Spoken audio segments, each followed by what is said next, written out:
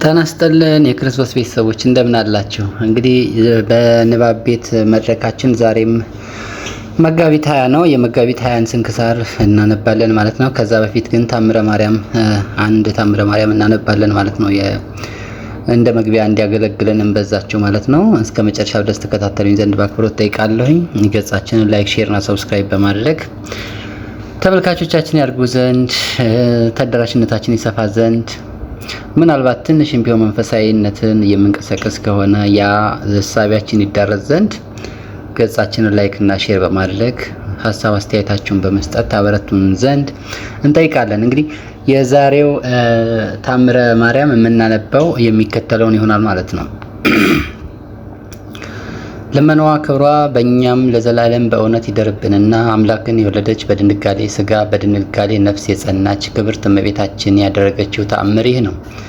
በግብጽ ካሉ አውራጃዎች በአንዲት ሀገር የመነኮሳት ገዳም ነበረ። ሰይጣን ትጋታቸውን አይቶ ፈተፈታተናቸው። ምድጃቸውን አፈራርሶ ምግባቸውን የሚያበስሉበትን ባጡ ጊዜ ድንቅ ታምራትን ወደምታደርግ በድንጋሌ ነፍስ በድንጋሌ ሥጋ ወደ ጸናች ወደ ክብርት እመቤታችን ለመኑ። ልመናቸውን ተቀብላ ምልጃችሁን ያፈረሰ ሰይጣን ነውና እንደ ባሪያ 12 ዓመት ይገዛላችሁ አለቻቸው። እንግዲህስ ወዲህ አትዘኑ፣ ከልጄ ከባህሪው በተገኘ ስልጣን ሰይጣንን ትገዙት ዘንድ ስለናንተ ለምኜዋለሁና አለቻቸው። ስለዚህም ነገር ደስ አይበላችሁ፣ በአማላጅነቴ ኃይል ከዚህ የበለጠ ጸጋ በሰማያት ታገኛላችሁና። በዚያውስ ላይ ልጄ በከበረ ወንጌሉ ለደቀ መዛሙርቱ አጋንንትስ እንኳን ቢገዙላችሁ ስለዚህ ነገር ደስ አይበላችሁ፣ ስማችሁ በልበ ሥላሴ ታውቋልና በዚህ ደስ ይበላችሁ። ይህን የወንጌል ቃል ለመፈጸም ድንቅ ታምራትን በምታደርግ በድንጋሌ ሥጋ በድንጋሌ ነፍስ በጸናች በክብርት እመቤታችን ኃይል ሰይጣን እንደ ባሪያ ተገዛላቸው።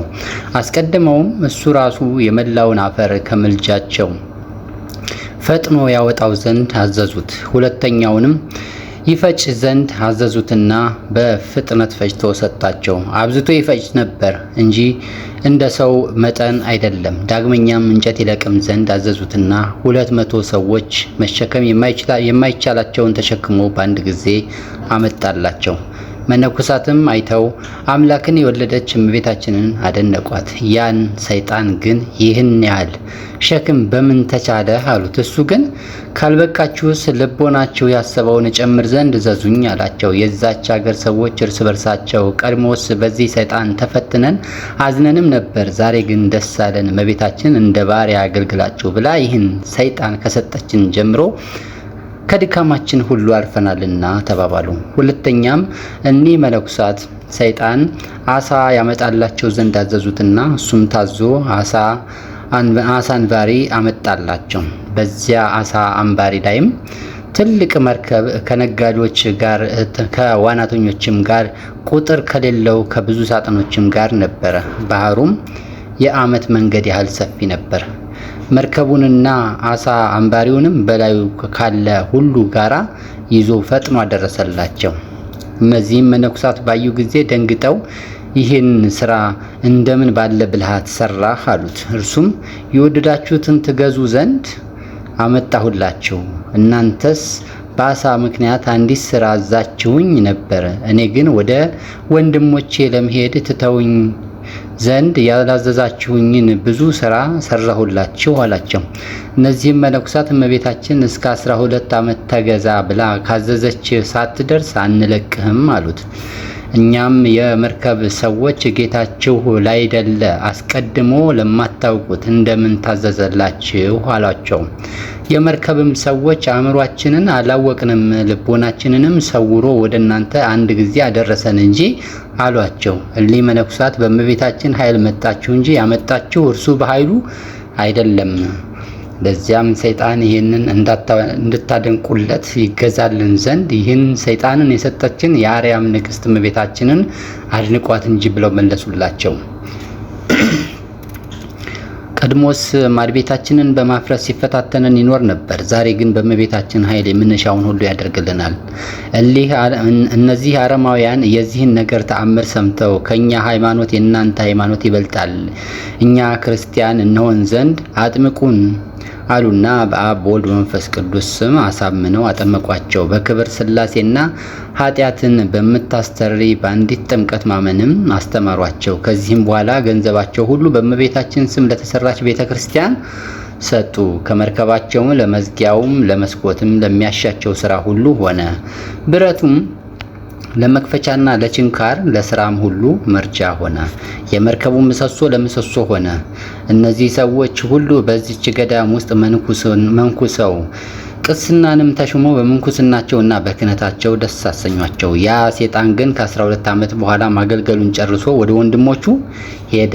የዚያች ገዳም ማህበር መነኮሳት ይህን ተአምራት አስበው አመሰግኗት። ክርስቲያን የሆኑ እነዚህ ባለመርከቦች የእመቤታችንን ፍቅር አበዙ፣ በዓልንም አከበሩ። ለሚሰማው ድንቅ ሆነ። በፍጹም ምስጋና አመሰግኗት። የዚች ቤተክርስቲያን ልጆች እኛም ከልዩ ጠላት እጅ ትጠብቀን ዘንድ በማክበርና በምስጋና እናመስግናት። ፍጹም ለመነዋ እንደ አጥር ይሁነን ለዘላለም፣ በእውነት እንደ አላባሽ ጋሻ ይሰውረን፣ አሜን ይላል።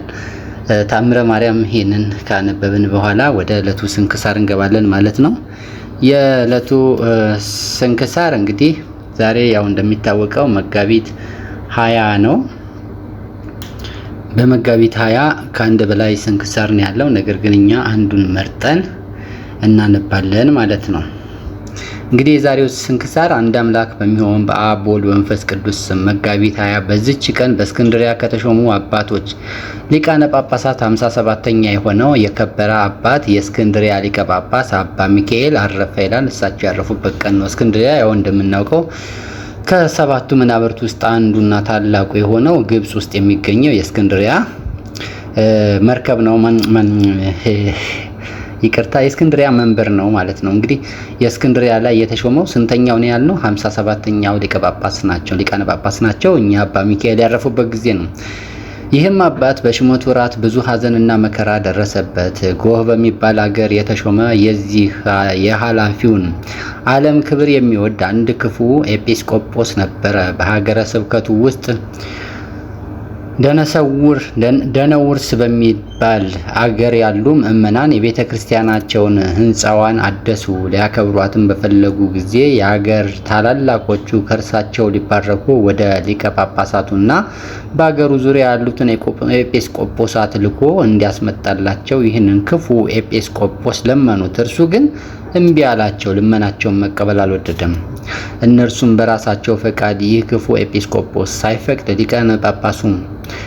ሊቃነ ጳጳሳቱና ኤጲስቆጶሳቱን ሁሉ ልከው አስመጧቸው። ሊቀ ጳጳሳት አባ ሚካኤልና ኤጲስቆጶሳቱ ሁሉ በመጡ ጊዜ ምሳ አዘጋጀሁላቸው ብሎ በቤተ ክርስቲያን ውስጥ ትቷቸው ሄደ።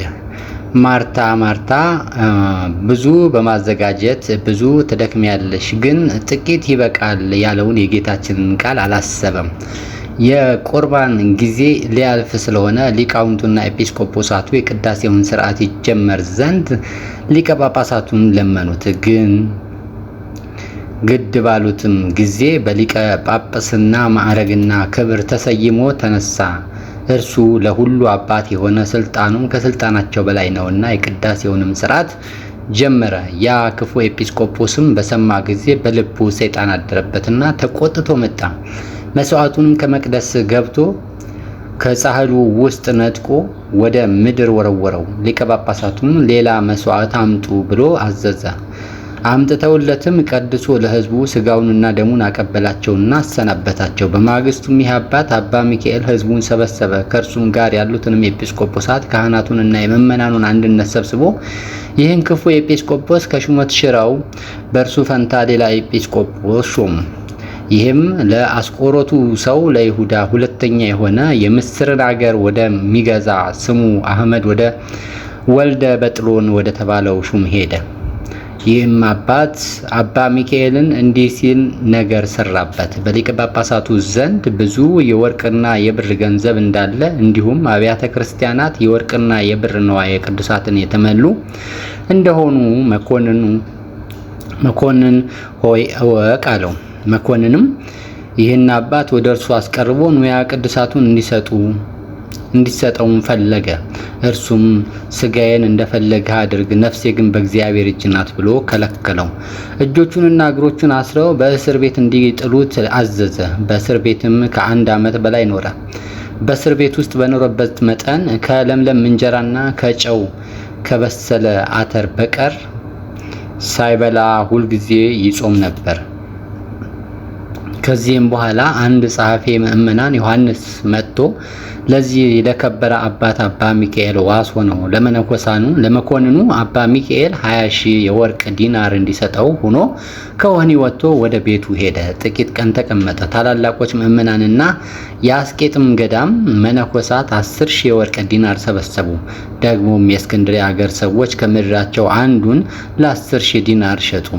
20,000 እስከሚሞላ ሰበሰቡ። ሊቀ ጳጳሳቱም ለመኮንኑ ይህ 20,000 የወርቅ ዲናር ሰጠው። መኮንኑም 10,000 የወርቅ ዲናር እንደ ግብር ሆኖ በየዓመቱ እንዲከፈል ጽፎ አስፈረመው። ጊዜውም ሲቀርብ ይህ አባት አባ ሚካኤል ከምእመናን ሊለምን ተነስቶ ወጣ። በልበይስ ወደ ተባለ አገር ደርሶ አንዲት ቀን ዋለ። ወደ እርሱም አንድ ምስኪን ድሃ መነኩሴ ገባ።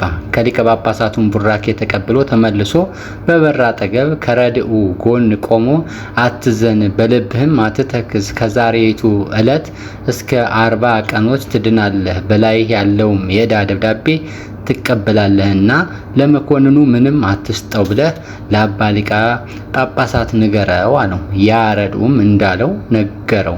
ድሃው መነኩሴ ፈለጉት፣ ግን አላገኙትም። 40 ቀኖችንም ሳይፈጽሙ ያ መኮንን በክፉ አሟሟት ሞተ። በእርሱ ፈንታም ልጁ ተሾመ። ለዚህም አባት ያንን የዕዳ ደብዳቤ መለሰለት። ይህም አባት ድሃው መነኩሴ ትንቢት እንደተናገረ ደብዳቤውን ተቀብሎ ቀደደው፣ ከዕዳም ዳነ። ይህም አባት በታላቅ መከራና በሐዘን በሹመት ዘመን 29 ዓመት ከኖረ በኋላ በፍቅር በሰላም አረፈ። በረከቱም ከኛ ጋር ለዘላለም ትኑር አሜን ይላል።